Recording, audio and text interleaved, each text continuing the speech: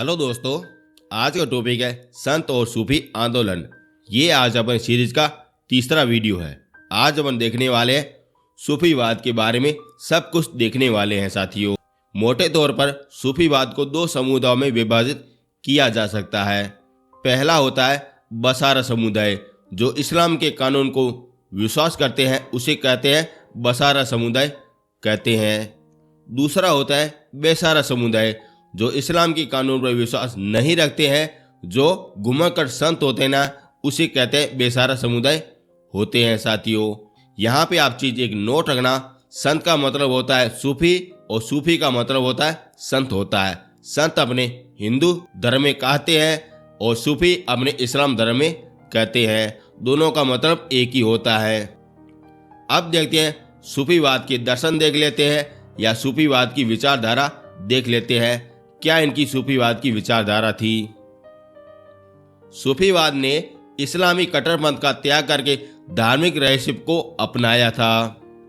सूफीवाद ने इस्लामी धर्म और कुरानों को महत्व को स्वीकारा, परंतु इस्लामी धर्म में कर्मठ और कट्टरपंथ की विचारधारा का भी विरोध किया था। और सूफी संत ने एकलेश्वरवाद में विश्वास रखते हैं। इसके अनुसार ईश्वर एक है, ईश्वर सब कुछ है और प्रेम और त्याग के द्वारा अगर ईश्वर से प्राप्त किया जा सकता है। यानी कि जितने भी संत थे ना, वो सारे एकलवाद से संबंधित हो जाएंगे, जो केवल एक ही ईश्वर पर विश्वास करते थे, यानी कि एक ही अल्लाह पर विश्वास रखते थे। सूफी संत ईश्वर को प्रेम मानते हैं और उसे प्रेम भक्ति और प्रेम अहिंसा उपासना और संगीत के आधार पर भक्ति प्रारंभ कर दी थी। ये होते कुछ दर्शन है जो सूफीवाद के आधार पर आपसे पूछे जाते हैं। अब देखते हैं भारत में सूफीवाद का उदय। वेरी इंपॉर्टेंट है, यहाँ से आपका 100% क्वेश्चन पूछा जाता है। भारत में सूफी का आगमन मोहम्मद गजनी के आरंभ में हो गया था साथियों। वेरी इंपॉर्टेंट, सबसे पहले अपने मोहम्मद गजनी के शासन काल में ही आया था सूफी। अब कौन सा आया था? वह आया था शेख इस्लाम आया था। कहाँ पे आया था? लाहौर में आया था। सर्वप्रथम भारत में पहला सूफी आने वाला व्यक्ति हो जाएगा शेख इस्माइल हो जाएगा, जो लाहौर में आया था। और इसके उत्तराधिकारी शेख अली बिन उस्मान अल हजवीर थे, और जिसने दाता गज बख्श के नाम से विख्यात हुआ था। यानी कि शेख इस्लाम का उत्तराधिकारी कौन सा हो जाएगा? अली बिन हो जाएगा। और शेख अली बिन ने सूफी मत का समर्थन करते हुए एक पुस्तक लिखी थी।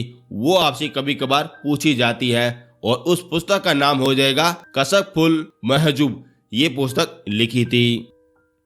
और ख्वाजा मोहद्दीन चिश्ती ये 1192 में मोहम्मद गोरी के शासनकाल में आए थे, यानी कि तराइन के दूसरे युद्ध में आए थे। और इन्होंने चिश्ती संप्रदाय की नींव डाली थी।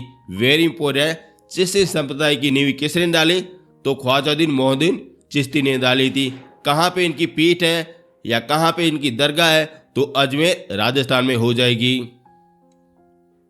अब देखते हैं सूफी के सिलसिले या संप्रदाय। सिलसिले का मतलब होता है संप्रदाय होता है, और संप्रदाय का मतलब होता है सिलसिले होता है। अब देखते हैं चिश्ती सिलसिला अभी किसने चलाया, वो भी अपन जान लेते हैं। इनसे क्या क्या क्वेश्चन पूछे जाते हैं वो अपन देख लेते हैं। कौन से सूफी संत हो जाएंगे वो अपन सारे कुछ देख लेते हैं।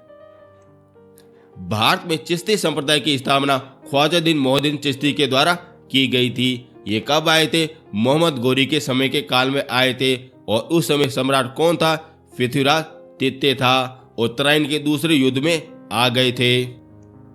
चिश्ती संप्रदाय भारत में चला गया था, तब अफगान की शाखा का उनका पतन हो गया था। यानी कि जब ख्वाजा मोहद्दीन चिश्ती भारत में आए थे, उस समय अफगान का पतन हो गया था। यहाँ तक आपको किसी भी प्रकार की कोई परेशानी नहीं होनी चाहिए। दोस्तों, मेरा कंटेंट और मेरी मेहनत यदि आपको पसंद आ रही है तो चैनल को जरूर से जरूर सब्सक्राइब कर देना। यदि आपको PDF चाहिए तो नीचे आपको लिंक मिल जाएगा, वहाँ से आप अच्छी तरह से डाउनलोड कर सकते हो। यदि डाउनलोड में किसी भी प्रकार की कोई परेशानी हो जाए तो ये पड़े मेरे व्हाट्सएप नंबर, आप हमसे कांटेक्ट कर सकते हो। वहीं से भी आप PDF डाउनलोड कर सकते हो। अब अपन एक एक करके सूफी जितने भी है उसके बारे में सारा कुछ अपन देख लेते हैं। मेरी कोशिश यही रहती है कि आपका एक भी क्वेश्चन बाहर नहीं जाए। अब देखते हैं ख्वाजा मोहद्दीन चिश्ती के बारे में देख लेते हैं, जहां से आपके क्वेश्चन पूछे जाते हैं। ये 1192 में गोरी की सेना के साथ में भारत में आए थे और लाहौर में ये चले गए थे। वहां पे कुछ समय ठहरने के बाद में ये अजमेर चले जाते हैं और अजमेर में यहाँ पे इनकी दरगाह है। आप ये नीचे तस्वीर में देख रहे हो, ये मोहम्मद चिश्ती की दरगाह हो जाएगी जो अजमेर में स्थापित है। और इन्हें यात्रा की थी करने से पहले लाहौर चले गए थे, फिर उसके बाद में दिल्ली आए थे और अपना अंतिम समय अजमेर में गुजारा था और अपना ठिकाना यहीं पे रखा था। और इनका जन्म अफगानिस्तान के सरियतान में हुआ था। ये आपसे सीधा ही पूछा जाता है कि चिश्ती का जन्म कहाँ पे हुआ था? अफगानिस्तान में हुआ था। कौन सी जगह पे हुआ? सिस्तान में हुआ था। और इनकी मृत्यु अजमेर में हुई थी, जो कहाँ पे है? अजमेर में। और यहाँ पे इनकी दरगाह बनाई गई है। और इनकी खानखाना यानी दरगाह कहा जाता है। दरगाह और खानखाना एक ही चीज होती है, या प्रधान पीठ वही होती है, खानखाना होती है। और ये अजमेर में हो जाएगी। और इनके शिष्य कौन से हो जाएंगे, ये भी आपसे कभी कभार पूछे जाते हैं। तो योगी रामदेव हो जाएंगे। वर्तमान वाले रामदेव नहीं, योगी रामदेव हो जाएंगे। जयपाल हो जाएंगे और शेख हमीदुन नागौरी हो जाएंगे और कुतुबिन बख्तियार काकी हो जाएगी। वेरी इंपॉर्टेंट है, आपसे शिष्य के आधार पर क्वेश्चन पूछे जाते हैं और ज्यादातर नागौरी के आधार पर आपसे पूछे जाते हैं साथियों। और इसके समय अजमेर के शासक पृथ्वीराज चौहान तृतीय थे, जो तराइन के दूसरे युद्ध में मारे जाते हैं, फिर ये आ जाते हैं। और मुगल सम्राट अकबर ने इसे 2 बार यात्रा की थी। यहाँ की पैदल यात्रा की थी, दिल्ली से लगा के अजमेर तक अकबर ने 2 बार यात्रा की थी, तब जाके उनको एक सलीम पैदा हुआ था। और वैसे भी मैंने आपको मुगल साम्राज्य पूरी तरह से आपको सब कुछ पढ़ाया। चाहो तो आप हमारी PDF भी डाउनलोड कर सकते हो। अब अपन कुछ और देख लेते हैं। अब देखते हैं इनके शिष्य। चिश्ती के शिष्य हो जाएंगे ख्वाजा कुतुबिन बख्तियार काकी हो जाएंगे। यहीं से भी आपकी कभी कभार क्वेश्चन पूछे जाते हैं। और ये रही तस्वीर काकी, और ये ख्वाजा मोहद्दीन चिश्ती के शिष्य थे। और ये इल्तुतमिश के समय भारत में आए थे। और इल्तुतमिश कौन सा हो जाएगा? गुलाम वंश का हो जाएगा। वैसे भी मैंने आपको दिल्ली साम्राज्य पूरी तरह से आपको करवाया, आप जरूर से जरूर देख लेना। और इनका जन्म कहाँ पे हुआ था? फरगाने में हुआ था। और इनकी मृत्यु दिल्ली में थी, यानी कि इनकी दरगाह कहाँ पे हो जाएगी? दिल्ली में हो जाएगी। या खानखाना कहाँ पे हो जाएगा? दिल्ली में हो जाएगा। अपना अंतिम समय कहाँ पे गुजारा था? दिल्ली में गुजारा था। ऐसे ही आपसे क्वेश्चन पूछे जाते हैं। अब देखते हैं इनकी उपाधि। ये आपसे कभी कभार पूछी जाती है, जो वेरी इंपोर्टेंट है। कुतुब उल अक्ताओ, रईस उल सालिकी, सिराज उल ओलिया, ये कुछ इसकी उपाधि है जो कभी कभार आपसे पूछी जाती हैं। अब देखते हैं इनके प्रमुख शिष्य। ये आपसे हर बार पूछा जाता है कि बाबा फरीद के गुरु का नाम क्या हो जाएगा? तो बख्तियार काकी हो जाएगा। वेरी इंपॉर्टेंट है, आपसे पूछा जाता है। और ये इंपॉर्टेंट फरीद है जहां से भी आपके क्वेश्चन पूछे जाते हैं। और इसकी याद में कुवल उल इस्लामी मस्जिद और कुतुब मीनार का निर्माण इसकी याद में बनाया गया था। और ये दोनों के दोनों अपने दिल्ली में स्थापित हो जाएंगे। यहाँ पे आप चीज एक नोट रखना, कुतुब मीनार का कार्य अपने सर्वप्रथम गुलाम वंश के संस्थापक कुतुबुद्दीन ऐबक के द्वारा शुरू किया गया था, लेकिन इसे पूरा कराता है इल्तुतमिश, पूरा करवाता है और ये दिल्ली में स्थापित है। अब देखते हैं इनके शिष्य बाबा फरीद के बारे में देख लेते हैं, जहां से आपका 100% आपका क्वेश्चन पूछा जाता है। और ये रही तस्वीर बाबा फरीद की रही। और ये फरीद अपने बलबन के दामाद हो जाएंगे। बलबन कौन सा हो जाएगा? गुलाम वंश के सबसे प्रतापी सुल्तान हो जाएंगे बलबन, ये इनके दामाद हो जाएंगे। और इसका पूरा नाम हो जाएगा शेख फखरुद्दीन गज शंकर हो जाएगा। ये भी आपसे पूछा जाता है। और ये बख्तियार खिलजी के उत्तराधिकारी बन जाते हैं और ये शिष्य बन जाते हैं। ये अभी कौन सा सिलसिला चल रहा है? चिश्ती सिलसिला चल रहा है। पहले आ जाएंगे मोहम्मद चिश्ती आ जाएंगे, फिर बख्तियार काकी आ जाएंगे, फिर आ गए बाबा फरीद आ गए, यानी कि एक उत्तराधिकारी की क्रम में ये चल रहा है। और इनका जन्म कहाँ पे हुआ था? मुल्तान में हुआ था।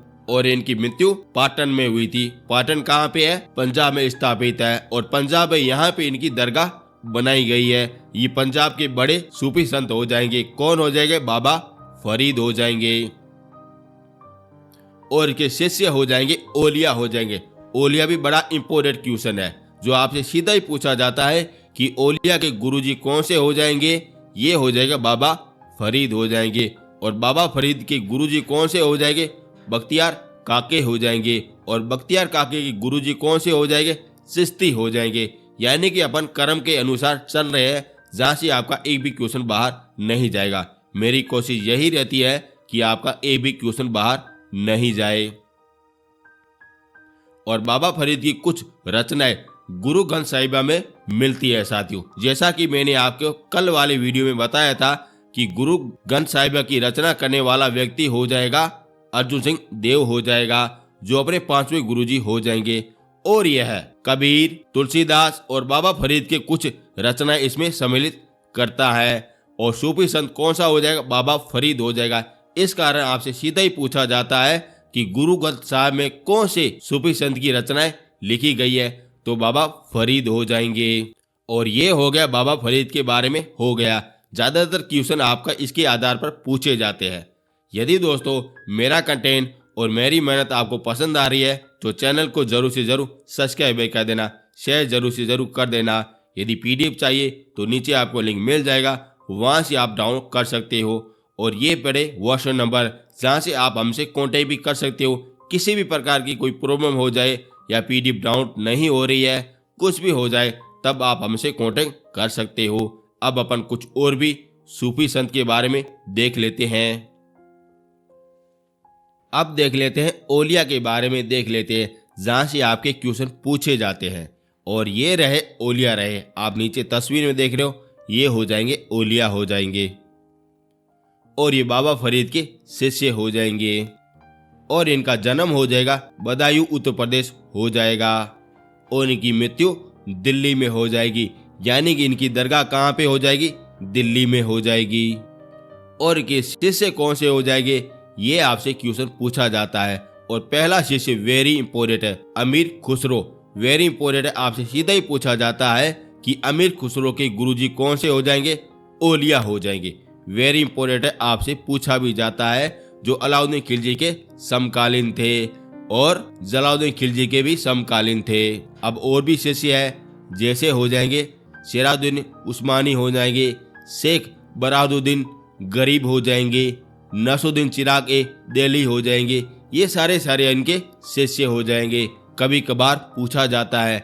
और प्रमुख शिष्य हो जाएंगे अमीर खुसरो हो जाएंगे। और निजामुद्दीन औलिया एकमात्र ऐसे चिश्ती के संत थे जो अविवाहित थे, यानी कि इसने कभी भी शादी नहीं की थी। और इसके अलावा जितने भी संत थे ना, वो सारों ने शादी कर दी थी। और सीधा ही आपसे क्वेश्चन पूछा जाता है कि चिश्ती संप्रदाय का ऐसा कौन सा संत हो जाएगा जो जिंदगी भर कुंवारा रहा था या अविवाहित रहा था, तो इसका आंसर क्या हो जाएगा? ओलिया हो जाएगा।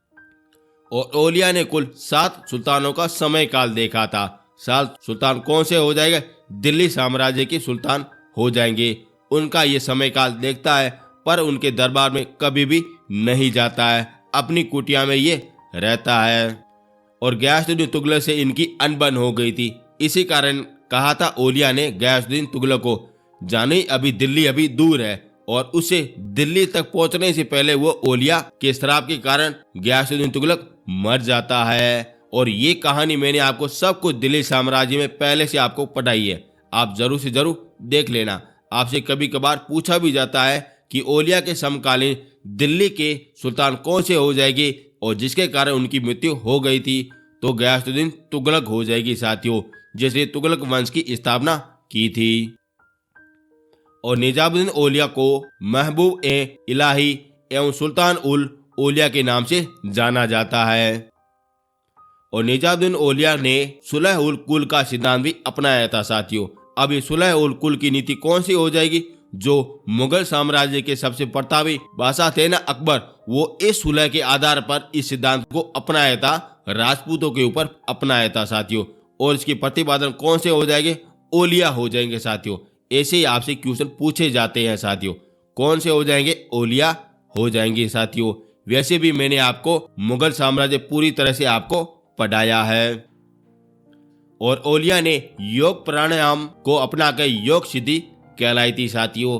और ज्यादातर क्वेश्चन आपके ओलिया के आधार पर इतने ही पूछे जाते हैं साथियों।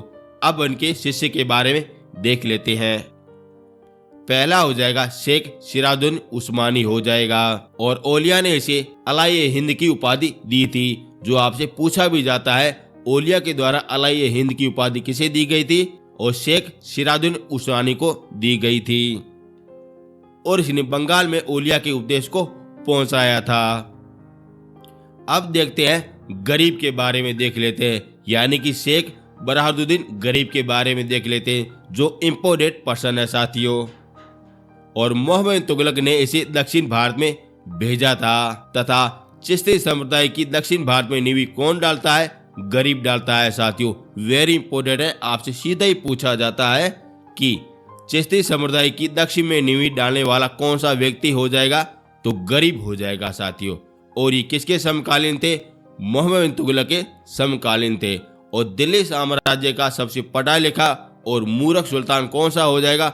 मोहम्मद तुगलक हो जाएगा साथियों। ये भी आपसे कभी कभार क्वेश्चन पूछा जाता है। अब देखते हैं शेख सिराजुद्दीन चिराग दिल्ली देखते हैं, इसकी क्या विशेषता है जो आपसे क्वेश्चन पूछे जाते हैं। और ये ओलिया के उत्तराधिकारी हो जाते हैं साथियों। ओलिया के उत्तराधिकारी कौन से हो जाएंगे? चिराग हो जाएंगे। और इन्होंने फिरोजा तुगलक को गद्दी पर बैठाने की सहायता कराई थी साथियों। वेरी इंपॉर्टेंट, आपसे इतने ही क्वेश्चन पूछे जाते हैं। दोस्तों, यदि मेरा कंटेंट आपको अच्छा लग रहा है तो चैनल को जरूर से जरूर शेयर कर देना। यदि पीडीएफ चाहिए तो नीचे आपको लिंक मिल जाएगा, वहां से आप डाउनलोड कर भी सकते हो। और ये पड़े मेरे व्हाट्सएप नंबर, हमसे भी आप कांटेक्ट कर सकते हो। यदि किसी भी प्रकार की कोई प्रॉब्लम हो जाए तो कर सकते हो। अब अपन कुछ और भी देख लेते हैं जहां से आपके क्वेश्चन पूछे जाते हैं। अब देखते हैं ख्वाजा सैयद मोहम्मद गैसूराज के बारे में देख लेते हैं। यह चिराग के शिष्य हो जाएंगे साथियों। ध्यान रखना, ओलिया के उत्तराधिकारी कौन बनते हैं? चिराग बनते हैं। और चिराग के बाद में शेख गैसूराज बनते हैं साथियों। और इन्होंने दक्षिण भारत में गुलबर्गा को अपनी शिक्षा का केंद्र बनाया था। ये भी आपसे कभी कभार पूछा भी जाता है। और इसे बंदा नवाब की उपाधि धारण की थी। और ये वाला इंपोर्टेंट क्वेश्चन है साथियों। गैसूराज के बाद चिश्ती संप्रदाय 3 भागों में विभाजित हो गया था। और ये आपसे क्वेश्चन पूछा भी जाता है कि चिश्ती संप्रदाय किसके समय काल में 3 भागों में विभाजित हो गया था? तो गिरिशराज के समय हो गया था। पहले हो जाएंगे साबेरी शाखा और उसके संस्थापक हो जाएंगे मखरुद्दीन अलाउद्दीन अली मोहम्मद साबरी हो जाएंगे। दूसरी हो जाएगी हुसैनी शाखा और उसके संस्थापक हो जाएंगे हिसाबुद्दीन हो जाएंगे। तीसरी हो जाएगी हजमा शाखा और उसके संस्थापक हो जाएंगे शेख हजमा हो जाएंगे साथियों। यानी कि ये 3 भागों में चिश्ती संप्रदाय बट गया था। और उसके संस्थापक के आधार पर आपसे क्वेश्चन पूछे जाते हैं। अब देखते हैं शेख सलीम चिश्ती के बारे में देख लेते हैं। ये भी आपसे पूछा जाता है और इम्पोर्टेंट संत होता है। और इस चिश्ती संप्रदाय के अंतिम संत होते हैं साथियों। और सलीम की पदवी थी शेख उल हिंद के नाम से जानी जाती है। और सलीम ने कुल 24 बार मक्का की यात्रा की थी। और ये अकबर के समकालीन थे। और इसके ही आशीर्वाद से सलीम का जन्म हुआ था और इस कारण उसका नाम सलीम रखा गया था। अकबर का पुत्र कौन सा हो जाएगा? सलीम हो जाएगा, यानी कि जहांगीर हो जाएगा।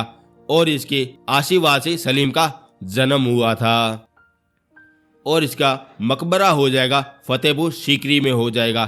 फतेहपुर सीकरी से एक और भी क्वेश्चन आपसे पूछा जाता है कि अकबर और दादू दयाल की मीटिंग कहाँ पे हुई थी? तो फतेहपुर सीकरी में हुई थी, जहां पे इसका मकबरा बनाया गया है। वेरी इंपोर्टेंट है।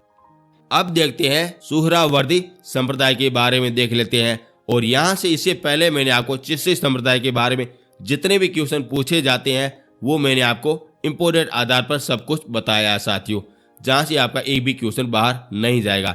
ज़्यादातर क्वेश्चन आपके चिश्ती संप्रदाय के माध्यम से पूछे जाते हैं। अब अपन कुछ और भी देखते हैं संप्रदाय जहाँ से आपके क्वेश्चन पूछे जाते हैं। अब देखते हैं सहरावर्दी संप्रदाय के बारे में देख लेते हैं।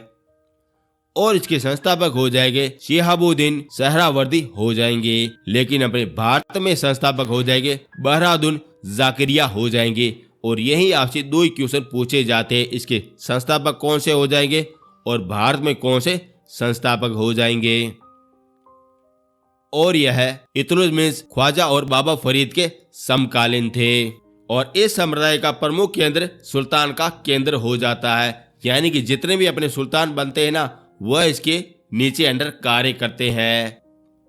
और इल्तुतमिश ने इसे शेख इस्लामी के पद से नवाजा था। और इन्होंने 36 बार मक्का की यात्रा भी करी थी साथियों, लेकिन सलीम ने कितनी बार की थी? 24 बार की थी, लेकिन ज़ाकरिया ने 36 बार मक्का की यात्रा की थी। और फिरोज शाह तुगलक ने इसे शेख उल इस्लाम की पदवी दी थी। ये भी आपसे पूछा भी जाता है, शेख उल इस्लाम की पदवी किसे दी थी? तो ज़ाकरिया को दी थी।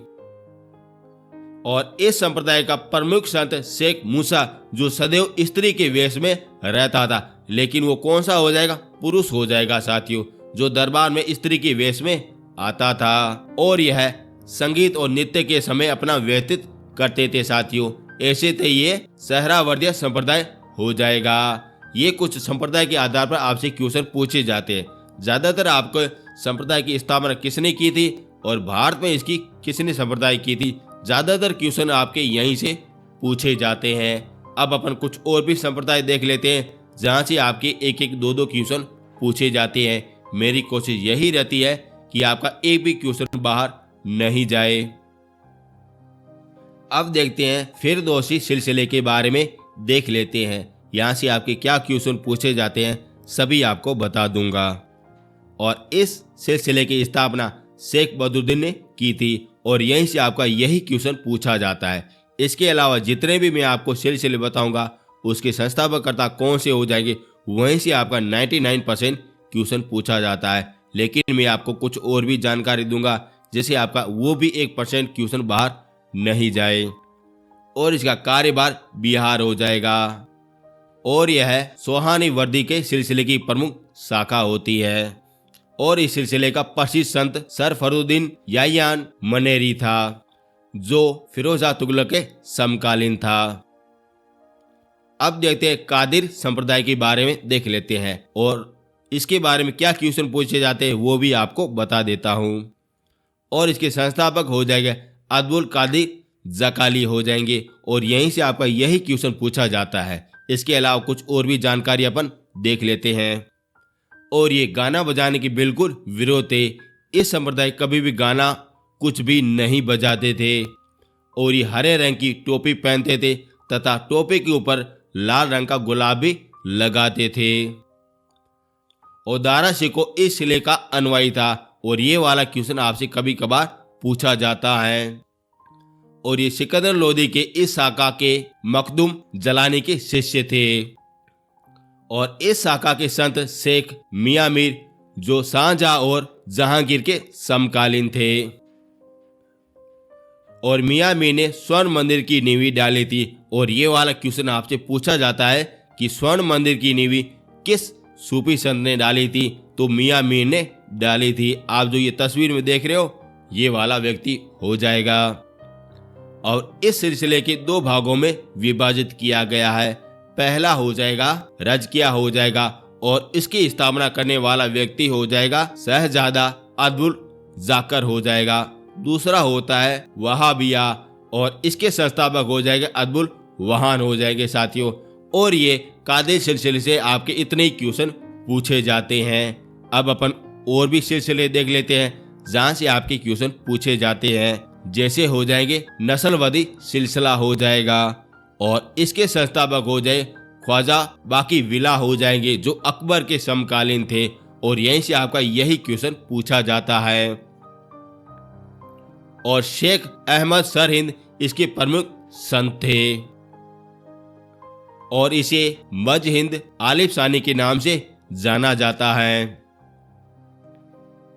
और ये जहांगीर सरहिंद के शिष्य बन जाते हैं और सारे सूफियों संप्रदाय में ये सर्वाधिक कट्टर सिलसिला बन जाता है। कौन सा हो जाएगा?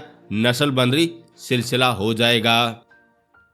अब आखिर में देखता है सतारिया सिलसिले के बारे में देख लेते हैं और इसके संस्थापक हो जाएगा शेख अब्दुल्ला सतारा हो जाएगा।